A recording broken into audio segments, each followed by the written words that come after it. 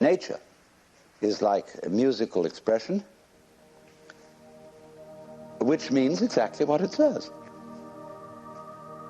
Giraffes are giraffing, trees are treeing, stars are starring, clouds are clouding, rain is raining. And if you don't understand, look at it again. And people are people. We notice that all these suchnesses appear and disappear. They keep changing, they come and they go. But if you get hung up on your particular form, I'll have to alter the language a little bit, because you see, your form makes a duality, whereas you are your form. You're what you're doing. Now, you think, for some strange reason, I must make that go on as long as possible. And therefore you think you have an instinct to survive. And so the only thing anybody can agree about today, so far as the discussion of ethical and moral problems are concerned, is that we ought to survive. And therefore certain forms of conduct have survival value and certain forms don't. But when you say to yourself, you must go on living, you put yourself in a double bind. Because you said to a process which is essentially spontaneous that it must happen.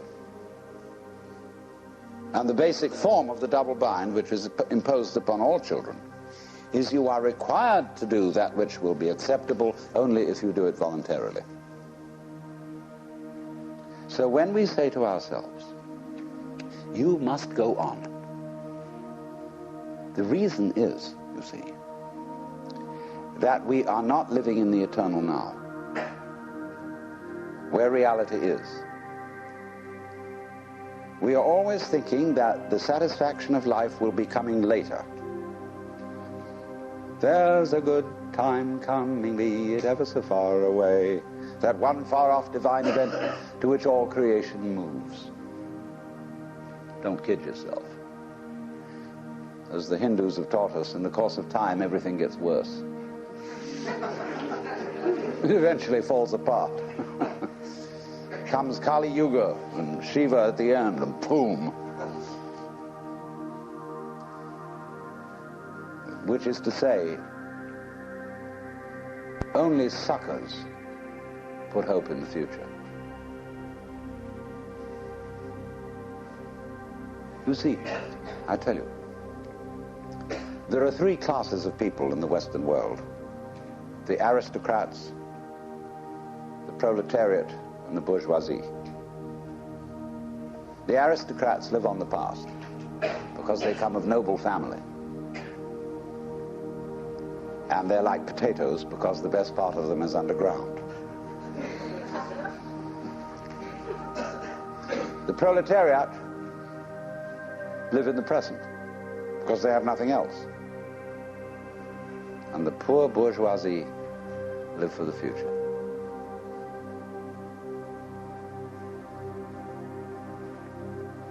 They are the eternal suckers. They can always open to a con game. So when they find out that really there isn't much of a future, you're going to die,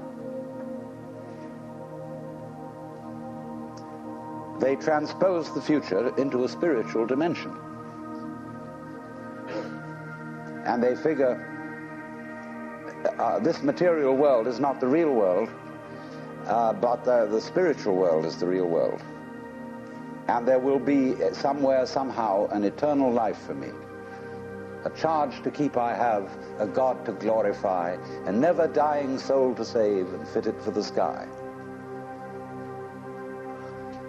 Well, then they say to them, what are you going to do there? Well, they haven't the faintest idea. You know that? If you ask theologians about what they think is going to happen in heaven, they just dry up. Oh, we're going to play harps I mean, there's a symbolic meaning to that which I could go into, but the average person's idea of heaven is an absolute bore. I mean, it's like being in church forever. The children see this immediately. Children, when they hear a hymn like "Weary of earth and laden with my sin, I looked at heaven and longed to enter in," they think, oh God, heaven is to be in church for always. And they think hell is preferable. There's at least some excitement going on. And you see it in medieval art. You go to the Metropolitan Museum in New York and you see Jan van Eyck's painting of the Last Judgment. Heaven on top, hell below. In heaven, everybody's looking like the cat that swallowed the canary, sitting in rows and very smug. God the Father as president, and oh dear. Beneath this, there's a winged skull, like a bat, and squirming bodies, all nude, all being eaten by snakes, and I don't know, there's a fantastic thing going on. But in that, you see, Van Eyck had a ball painting that, because in medieval way, it was the only way you could get away with painting nudes. And sexy scenes, sadomasochistic, see? So that's naturally why hell became much more interesting than heaven. So, therefore, this hope for the future is a hoax. It's a perfect hoax. And maybe we will make spiritual progress. Everybody puts it off. Maybe if I work at yoga for 10 years, 20 years, and do this thing, I will eventually make it to moksha, to nirvana, whatever. That's nothing more than a postponement. It's this business of, because you're not fully alive now, you think maybe someday you will be. Look, supposing I ask you, what did you do yesterday? No, what did I do yesterday? In fact, I've forgotten. So, but most people will say, well, let me see now. Let me get out my notebook. I got up at 7:30 and I brushed my teeth and I read the newspaper over a cup of coffee. And then I looked at the clock and dressed and got in the car and drove downtown and did this and that in the office and so on, and you go on and on and on, and you suddenly discover that what you've described has absolutely nothing to do with what happened. You've described a scraggly, skeletal, fleshless list of abstractions. Whereas if you were actually aware of what went on, you could never describe it. Because nature is multidimensional. Language is linear. Language is scrawny. And therefore, if you identify the world as it is with the way the world is described, it's as if you were trying to eat dollar bills and expect a nutritious diet. Or eat numbers. A lot of people eat numbers. People play the stock market. They're doing nothing but eating numbers. And they're always unhappy, absolutely miserable, because they never get anything. So therefore, they always hope more is coming, because they believe that if they eat enough dollar bills, eventually something satisfactory will happen. So eating the abstractions all the time, we want more time. Confucius very wisely said, a man who understands the Tao in the morning may die with content in the evening. Because when you understand, you don't put your hope in time. Time won't solve a thing. So when we enter into the practice of meditation, of yoga, we are doing something radically unlike other human activities. Of course, the way yoga is sold in the United States, like everything else, is that it's supposed to be good for you. It isn't. It has nothing to do with anything that's good for you. It's the one activity which you do for its own sake, and not because it's good for you, not because it will lead anywhere,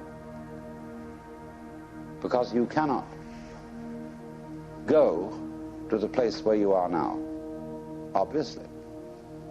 Yoga is to be completely here and now. That's why the word yog means join. Get with it. Be completely here and now. This is the real meaning of concentration, to be in your center. And the Christian word for sinning in Greek is amatanin, which means to miss the point.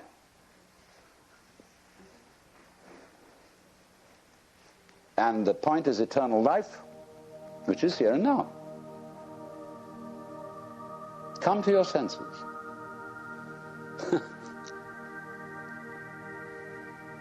So yoga is defined in Sanskrit, in the Yoga Sutra, Yogas Chitta Vritti Nirodha. Difficult to translate, but roughly, yoga is the stopping of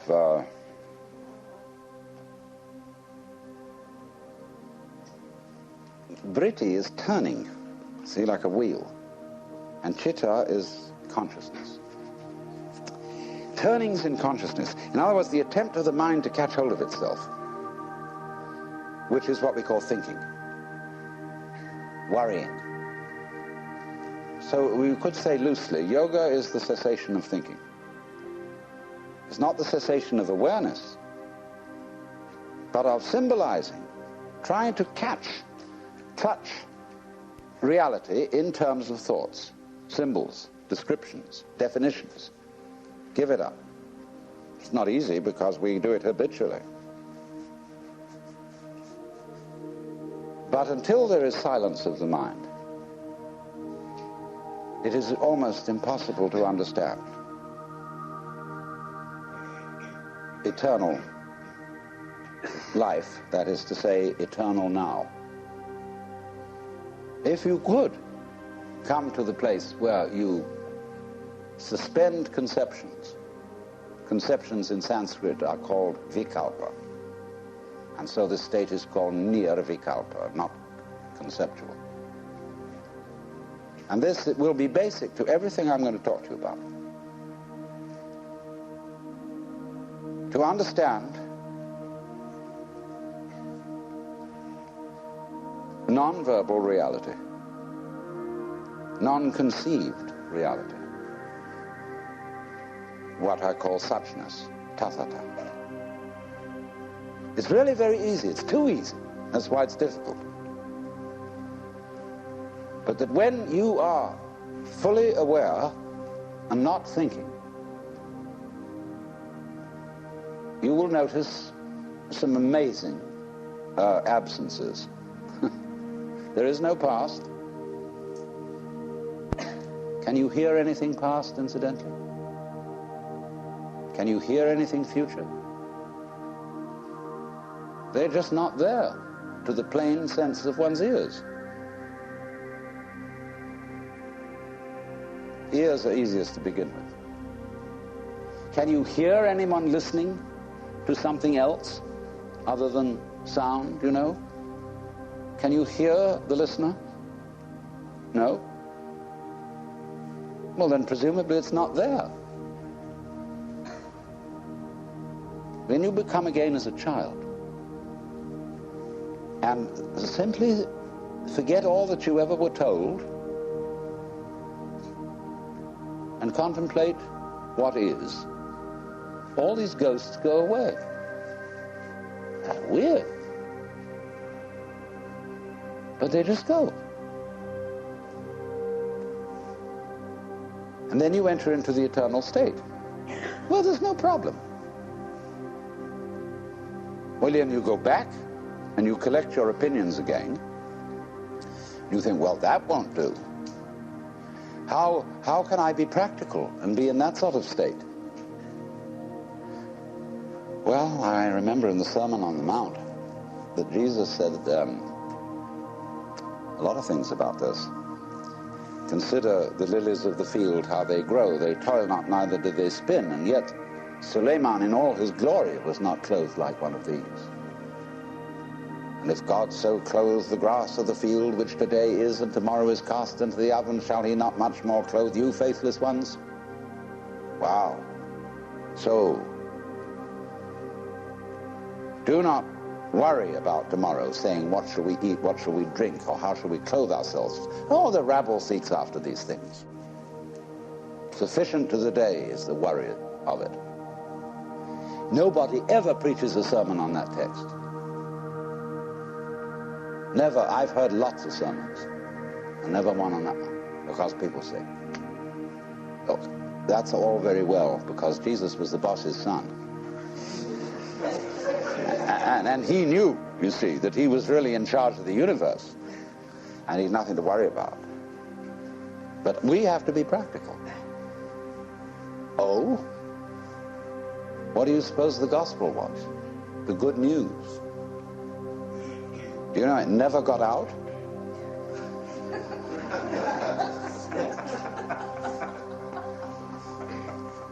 You too are the boss's son. That was the gospel. If Jesus had lived in India, they wouldn't have put him to death, because everybody in India knows that we're all God in disguise. So if he had said, I and the Father are one, in India they would have said, hooray! You know? Lots of people in India know that perfectly well. But here, that's a no-no. Who the hell do you think you are? You own the place? You keep your position. You're just a creature, a critter. It's in the family system, it's in everything. Because they have their own way of doing it in India, because they have a delayed action on it. When you get to be a certain age, and after you've studied long enough with a certain guru, then, and then only, may you realize this. But until then, it's still a no-no. But if you've put in the time, they finally let you in. Here you have to wait until you're dead.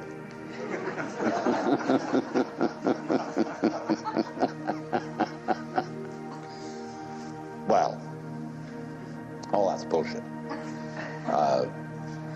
The only place to begin is now.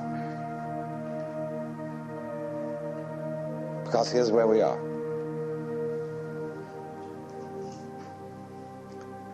So why put it off? A lot of people say, well, I'm not ready. What do you mean you're not ready? What do you have to be ready? Well, I'm not good enough, because I'm neurotic. I'm perhaps not old enough, not mature enough for such knowledge. I still am frightened of pain, and of course I'd have to overcome that. I'm still dependent on material things. I have to, eat a lot and drink a lot and sex around and all that kind of thing. And I think that I better get all that under control first. Oh? You mean you've got a case of spiritual pride? You want to be able to congratulate yourself for having gone through the discipline, which is rewarded with realization.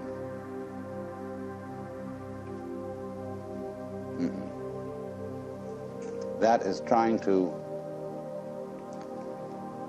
quench fire with fire. In other words, the reason, wouldn't it be great to be a mystic? Look at it this way. I mean, crazy, to have no fear, no attachments, no hang-ups, to be as free as the air, so that, you could just wander out in the streets and give away all your clothes to the beggars and let go of the whole thing, let it all hang out. Wouldn't it be crazy to have that courage? And you look into yourself honestly, and you find that inside you're actually a quaking mess of sensitivity.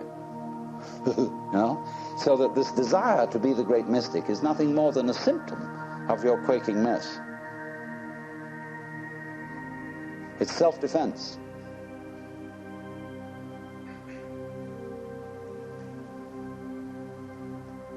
So you think, wow, we'll do that yoga bit and we'll get real tough. But that only means you're going to be increasingly insensitive.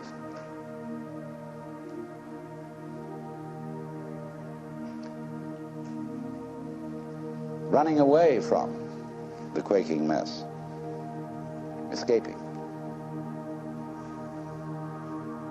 You never can. You're stuck with it. There's nothing you can actually do to transform your own nature into unattached selflessness, because you have a selfish reason for wanting to do it. Well, that's pretty depressing, isn't it? You mean to tell me that the only people who get really enlightened and liberated are those whom the grace of God somehow hits in an arbitrary way, and all you can do is sit around and wait? Well, let's begin with that supposition. Let's suppose there's nothing we can do to change ourselves. Psychotherapy, religion, all this is absolutely in vain. There's nothing you can do about it. It's like trying, as I said, to bite your own teeth or lift yourself up by your own bootstraps. Incidentally, it struck me as funny, a lot of people are using that phrase in the wrong way. They say when something very difficult has to be done, we have to lift ourselves up by our own bootstraps. You can't. It's impossible. That's terribly depressing. You mean, Alan Watts, you'll come here simply to tell us that there's nothing we can do? I mean, here we are all presumably assembled in a cultural milieu, spiritual milieu, psychotherapeutic milieu, where we are supposed to get better. And I tell you, there's nothing you can do about it. Well, I say, give us our money back. Go to somebody else who'll be more encouraging. But,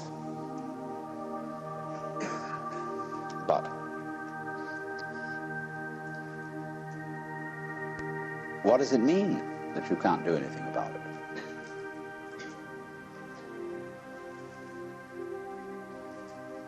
It's singing loud and clear. The reason you can't do anything about it is that you don't exist. That is, as an ego, as a soul, a separate will, it just isn't there. Well, when you understand that, you're liberated. They say in Zen, you cannot take hold of it, nor can you get rid of it. In not being able to get it, you get it. When you are silent, it speaks. When you speak, it is silent. Now, don't misunderstand me. This is not any kind of fatalism.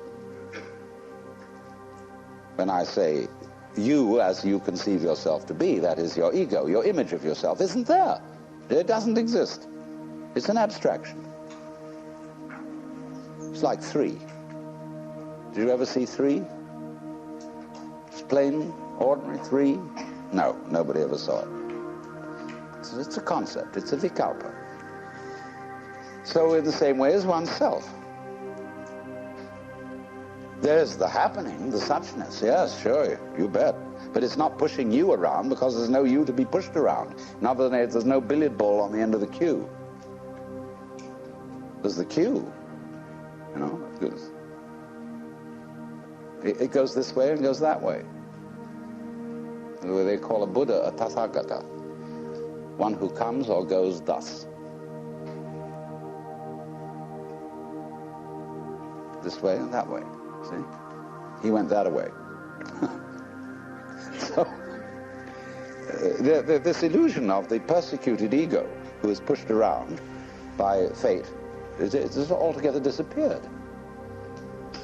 And so, likewise, the illusion of the ego who pushes fate around has also disappeared. There's a happening. So in this, do you see what has happened? By dying to yourself, by having become completely incompetent and found that you don't exist, you're reborn. You become everything. In the words of Sir Edwin Arnold, foregoing self, the universe grows I.